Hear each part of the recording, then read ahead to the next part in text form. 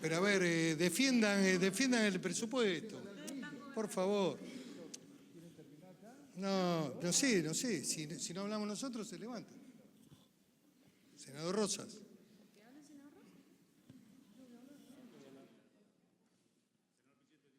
En primer lugar, quiero referirme concretamente, porque además del presupuesto, que en lo personal y en el pensamiento de muchos senadores de mi bloque, que representan a los gobiernos de provincia que tienen que pagar sueldos, que tienen que afrontar la problemática de la seguridad, de la educación, de tratar de mantener la estructura estatal y que funcione, indudablemente creemos que es mejor.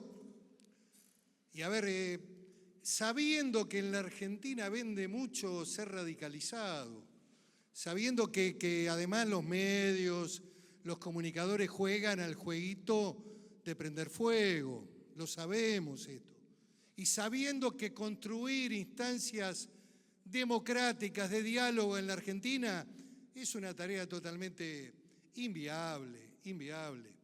Pese a todo eso, nos hemos puesto a trabajar desde el mismo ingreso del presupuesto.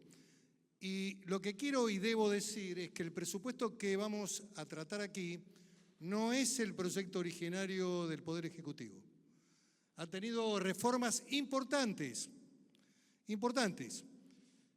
fundamentalmente en lo que hace a la estructura del gasto de las provincias. El otro día leí una queja de la gobernadora de la provincia, bueno, o por lo menos trascendidos, de la provincia de Buenos Aires, que es la que ha tenido el mayor impacto en términos de recursos, porque los que nos hemos ocupado de tratar de interactuar, de dialogar y de construir, hemos bregado para que el impacto sobre las demás provincias no sea significativo, e incluso se compensa por la creación de algunos impuestos que fundamentalmente equilibran el juego, a contrario de lo que habían definido en la reforma tributaria, donde no tenía que haber nuevos impuestos. Quiero decir esto porque vamos a hacer un esfuerzo, porque lo peor que le puede pasar a la Argentina, en términos de imagen pública de país, es que no tengamos presupuesto, que no seamos capaces de que el Congreso pueda dictar un presupuesto. La razón misma, la existencia misma del Parlamento estaría en discusión, indudablemente, si no tenemos la actitud, la capacidad, la voluntad de arribar a acuerdos. A mí la verdad que no me preocupa mucho los procesos de cambio que tienen. En el gobierno anterior también, en el mes de noviembre aparecía un DNU y modificaba fuertemente el presupuesto. Lo que digo, arriba. A ver, está bien, eso no vamos a discutirlo y sé que ha habido un esfuerzo por bajar la ratio de deuda y en eso los valores que ha tenido el gobierno anterior nadie lo discute. Lo que digo es que muchas veces el presupuesto se convierte más en una estructura simbólica, institucional, que la realidad económica determina a veces ajustes sobre la marcha. ¿Qué quiero decir? El presupuesto del año pasado se cayó a pedazos porque el valor del dólar era 19,50, la tasa de inflación modificada después de la conferencia de prensa con el señor Sturzenegger era 16% y la paritaria era de 15%. Todos esos indicadores se cayeron a pedazos. Quiero decir que es mucho mejor para el país que haya un presupuesto, por lo menos en términos de simbólico, institucional, de que somos capaces de por lo menos discutir y tratar de atenuar en lo que se pueda en este presupuesto de emergencia,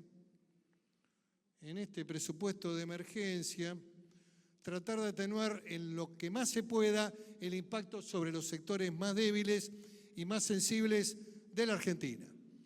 Ustedes siguen manteniendo la estructura del gasto de seguridad social, que es realmente trascendente. E incluso lo han incrementado, porque en el fondo son más sensibles que nosotros. Casi diría que tienen almas bellas que han incrementado el gasto. Le han dado la asignación universal a monotributistas, la reparación histórica, en fin, todo un conjunto de políticas realmente catastróficas que también incrementaron el gasto público. Sí, también. Lo que quiero decir es que, a ver, hemos podido atenuar el impuesto a las ganancias sobre los trabajadores. Ustedes venían con un planteo mucho más duro, de ir sobre todo los rubros del salario, vieja consigna del señor Galliani, que después se fue a la Universidad de Estados Unidos a dar clases porque no aguantó la presión. Traen CEOs capacitados, 3 meses nos inventan la reforma tributaria y después se mandan a mudar. A los 3 meses estaban en Estados Unidos con la señora preocupados porque no aguantaban la presión. No aguantan la presión. El presidente del Banco Central se fue con ataque de pánico. Lo digo en sentido metafórico, pero la verdad, si uno analiza las conductas del presidente del Banco Central, el señor Caputo, es lamentable. El presidente estaba negociando un acuerdo con el fondo en Washington y este señor le renunció desde Buenos Aires. Terrible. La verdad es una catástrofe. Personaje de menor cuantía, sinceramente. ¿Cómo pueden haber puesto un presidente de Banco Central que además, cuando analicemos brevemente, después le voy a dar lectura a un artículo que salió publicado en un medio nacional importante el día sábado, como el sábado no se lee en los diarios o muchos leen los portales, qué sé yo. Pero sale un artículo muy interesante en el diario La Nación, de un corresponsal que tiene este diario en la ciudad de Nueva York, en Estados Unidos, que se llama Matthews Ruiz. Lo debe haber leído usted, ministro. No creo que se le haya escapado. Que en el fondo lo que define es cuáles son las preocupaciones del Fondo Monetario Internacional. Y hace un análisis terrible del accionar del presidente del Banco Central, del señor Caputo, que en el fondo ha dilapidado los recursos del Banco Central. Los ha malgastado y dilapidado porque no son operadores, son buenos colocadores de fondos de inversión en el sector privado, pero no operaron en el Banco Central. Lo mismo lo que hizo Sturzenegger. Yo lo defino a Sturzenegger, la verdad, en las encrucijadas de la historia económica argentina, en los lugares más oscuros está ese sujeto. Miren, yo no hago denuncias. A mí no me gusta hacer política policial. No soy cronista judicial y no voy todos los días a tribunales, nunca voy a tribunales a hacer una denuncia a nadie, porque creo que la política es lo que importa en la Argentina. Las instituciones de la República y la política. Ahora, hay algunos muchachos que deberían ser analizados, sinceramente. En una semana se llevaron 12.000 millones de dólares. ¿Y sabe qué, ministro? Nosotros hemos hecho un pedido de informes. Queríamos saber cuáles eran los bancos que habían comprado en esa semana trágica donde el dólar valía 19,50 y pasó a valer 25. En 4 o 5 días, un nivel de información y de conocimiento interesante de algunos operadores permitieron a algunos bancos hacer un gran negocio en términos del diferencial de cambio.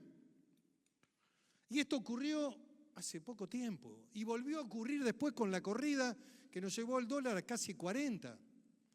¿Qué quiero decirle? A ver, de mínima mala praxis, de mínima, qué sé yo, a ver, analizar la conducta de esta gente que siempre está en los momentos peores del país, blindaje, mega canje, y ustedes lo pusieron, construyó la estructura financiera de las LEVAC, una deuda monumental, creía que la inflación se ordenaba solamente con política monetaria y con tasa de interés. A ver, es cierto que tuvieron una estructura compleja en términos de gasto, inflación, nadie desconoce lo que heredaron, nunca lo explicaron tampoco, pero bueno, ¿qué quiero decir? Hay un conjunto de acciones de mala praxis y además de ganancias ilimitadas, importantes. Algunos de los bancos del mercado internacional mencionan el JP Morgan, dicen que compró 1.500 millones en 24 horas. ¿Qué sé yo? La verdad nos gustaría que el jefe de gabinete en la próxima venida nos diga cuáles son los bancos que compraron dólares cuando todo volaba por el aire, cuando todo se movía en el escenario financiero argentino. Sería muy importante, porque hace al debate de fondo, ministro, porque la ineptitud, la incapacidad, la falta de toma de decisión, especialmente en el Banco Central, es letal, es letal. Es tan contaminante como la corrupción, la ineptitud, porque la gente pierde, incluso hay niveles más sofisticados en términos a veces del apoderamiento, de la captación de recursos que le pertenecen al pueblo argentino.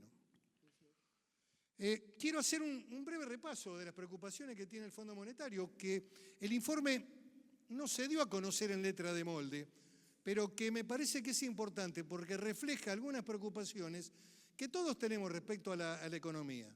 Más allá de que hagamos un esfuerzo en términos de construir un presupuesto que sea lo menos dañino posible para los sectores más vulnerables del conjunto de la sociedad. Mire lo que dice el informe. El informe señala 3 motivos por los cuales la crisis se empeoró, señor ministro. Una de las razones es la nueva oleada de volatilidad que golpeó los mercados emergentes. Es una naturaleza casi diría internacional, no tiene que ver con las contingencias locales. Otro de los motivos fue la causa de los cuadernos de las coimas. Mire qué interesante. Nadie lo había mencionado, no hay ningún periodista que lo haya mencionado en ningún programa periodístico de la mañana. No hay analistas políticos que analicen nada. La Argentina es un país extraordinario. Finalmente, o sea, oleada y volatilidad, la causa de los cuadernos que impacta, como impactó en Brasil, en Italia. No estoy haciendo reproches al juez de la causa. En realidad tampoco tiene por qué preocuparse por estas contingencias. Lo que debería preocuparse es el gobierno, el Congreso, buscar caminos de salida, ver cómo se ordena, no el hecho que tiene que investigarse, que se tiene que investigar, que nadie se confunda acá porque por ahí salen todas cosas distorsionadas. Lo que estoy diciendo es que este tema, como el lavajato o como el manu pulite, impacta en la economía e impacta en el Producto Bruto Interno de un país. Y hay que trabajarlo bien este tema y hay que ordenarlo porque de lo contrario los efectos sobre la economía pueden llegar a ser devastadores. Brasil todavía no terminó de caer. En los primeros 3 años perdió 8 puntos del Producto Bruto Interno.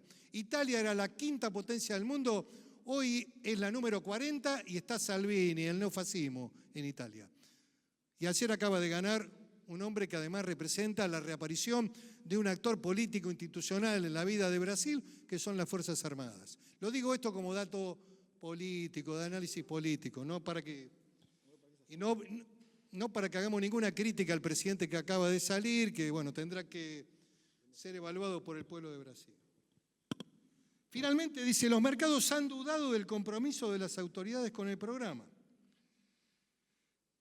Le dedicó una oración aparte al Banco Central. Esto refleja en parte una estrategia de comunicación inicialmente tímida en torno al plan de estabilización, así como una estrategia de intervención de divisas poco clara y a veces inconsistente del Banco Central. Y después hace una referencia directa a Luis Caputo, que careció de un objetivo claro, ha resultado en una pérdida excesiva de reservas, haciendo poco para abordar las condiciones desordenadas del mercado. La verdad, a mí me sorprende que este nivel de información de un corresponsal en Estados Unidos, corresponsal de la Nación en Estados Unidos, no haya sido parte del debate político-económico de la Argentina. Pero bueno, qué sé yo, en Argentina a veces se discuten cosas que no son trascendentes.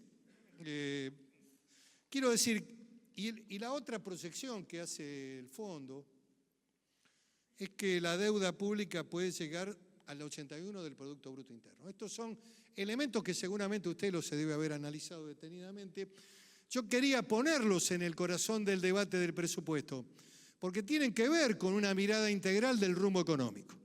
Le reitero, acá hay una voluntad política institucional, porque creo que hemos logrado acuerdos importantes. Hemos logrado desactivar el aumento sobre ganancias, porque había trabajadores del petróleo en toda la Patagonia. Hemos logrado mantener la zona previsional. Vamos a discutir bienes personales porque viene por una ley por separado, señor ministro. ¿Y sabe qué? Si le eximimos al campo, vamos a eximir a aquellos que tienen vivienda única. Porque la equidad y el equilibrio y el Congreso tiene que tratar de tener cierto equilibrio. Vamos a tratar de medir cuál va a ser el impacto fiscal, porque las provincias también requieren de recursos. Pero a ver, asumamos este tema con un esquema más de equilibrio. El campo es el principal obtenedor de divisas, es importante. Uno de los problemas nuestros empezó cuando nos peleamos con el campo en el 125. Tenemos que defender Vaca Muerta, el petróleo, el gas, el crecimiento de la Argentina. Lo que yo llamo la Argentina de la Patagonia, que no tiene nada que ver con la Argentina de las villas, de las 4.800 villas del conurbano. Y que hay que tratar de socializar, integrar, mejorar, etc. Pero lo que quiero decirle es que sin perjuicio de la buena voluntad, hay datos de la economía que realmente nos preocupan mucho. Lo dije en el coloquio de ideas, usted estuvo presente, no es una cuestión tampoco de ofender a nadie, pero no es sostenible en términos de producción, en términos de sostenimiento del trabajo industrial, de las empresas pymes, de la pequeña y de la mediana y de la grande, tener tasas de interés por mucho tiempo en la Argentina con el 75%. La balanza comercial está mejorando, creo que han hecho un ingreso importante con SICA. El anterior Ministerio de la Producción tenía una mirada ingenua, importaban tomates. Tienen que analizar la conducta de Peña Brown, el secretario de Comercio. Ahora lo pusieron en otra función, creo que lo pusieron en política económica. Pero, señor Peña Brown, sí, lo conozco. Usted importaba tomate y cerdo de Dinamarca, sinceramente. La Argentina produce cerdo, produce tomate, produce un montón de productos y hay que defender al productor argentino. Lo digo, no es una cuestión personal con usted, no tengo ninguna. Mire, defiendo lo que significa la empresa nacional, lo que significa la anónima, lo que significa empresa de su familia, que son importantes para el país. Yo estoy a favor de la defensa de las empresas nacionales. Pero han tenido una visión ingenua. No han tenido una visión clara de los intereses nacionales, de la defensa del trabajo argentino. Esta visión global, de la Argentina global, del intercambio, alegre, eso no va más. El mundo cambió con el Brexit, cambió con la política internacional de Trump, cambió. Y hay que tratar de adaptarse para defender el trabajo argentino y las empresas argentinas. Y lógicamente hay que hacer intercambio comercial, hay que defender el comercio con China, con otros países del mundo. A mí me parece bien la diplomacia presidencial que hizo el presidente. Yo no veo que esté todo mal. Lo que le estoy diciendo es que es un mundo más complejo que el que ustedes imaginaron en el año 2014 y el 2015 cuando se estaban preparando para hacer gobierno. Entonces, le quería manifestar estas preocupaciones. En bienes personales vamos a hacer un planteo, estamos dialogando también con el oficialismo, con el senador Pinedo conversado, venimos hablando. A mí me parece que tenemos que tener también una cuota de equilibrio. Creo que hemos logrado acuerdos muy significativos que no han impactado todo lo que podrían haber impactado en los estados provinciales. Se ha creado un fondo para el transporte. A lo mejor no es suficiente, pero hubiera sido demoledor haber llevado todo a tarifa plena en términos del aumento de tarifa de colectivos. Quería transmitirles estas visiones. No pretenden ser la totalidad de la verdad. Tengo digamos, una mirada sobre los temas argentinos y me preocupa no el cortísimo plazo. El presupuesto finalmente en el Senado va a salir. Me preocupa el año que viene, me preocupa el mediano plazo, me preocupa la continuidad de la política institucional. Esas son las cosas y los temas que realmente me parece que falta, señor ministro, y tiene que hacer un esfuerzo para transmitirle al presidente un plan más consistente y más integral en términos de cómo crecemos, salir de la lógica únicamente del ajuste, del orden fiscal, que hay que tenerlo, porque hoy el mundo no justifica de ninguna manera moverse con déficit fiscal y con inflación del 50%, pero tenemos que tener un plan económico de crecimiento y de desarrollo. ¿Cómo crecemos? ¿Por qué lado crecemos? Hay sectores que están creciendo. El sector agropecuario exportador, que ha ganado con la devaluación, los sectores de vaca muerta, los sectores de la energía, la eólica, hay que hacer minería, hay que hacer cosas importantes en Argentina para generar empleo. Y me parece que está... ¿Y cuándo termina? Y con esto termino. ¿Cuándo termina el ajuste de las tarifas? ¿Cuál es el sendero? Tienen que decirle a la gente en qué lugar del camino estamos. Si llegamos al 60, al 50, al 70, ¿cuánto falta para completar el proceso de tarifa plena? No pueden seguir aumentando 40% cada 3 meses. El otro día vi que hay una audiencia pública para aumentar el gas y el agua. El agua, un insumo, el gas no, ya lo aumentaron. El agua, ahora van a aumentar el agua un 30, un 40% más. Un insumo básico humano que ha tenido aumentos desproporcionados, casi equivalente al costo de la energía, señor ministro. Entonces, hay que decir a la gente hacia dónde van, cuál es el rumbo y cuánto falta para completar el esfuerzo.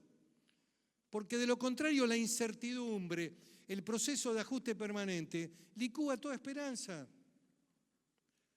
Muchas gracias. Gracias, senador.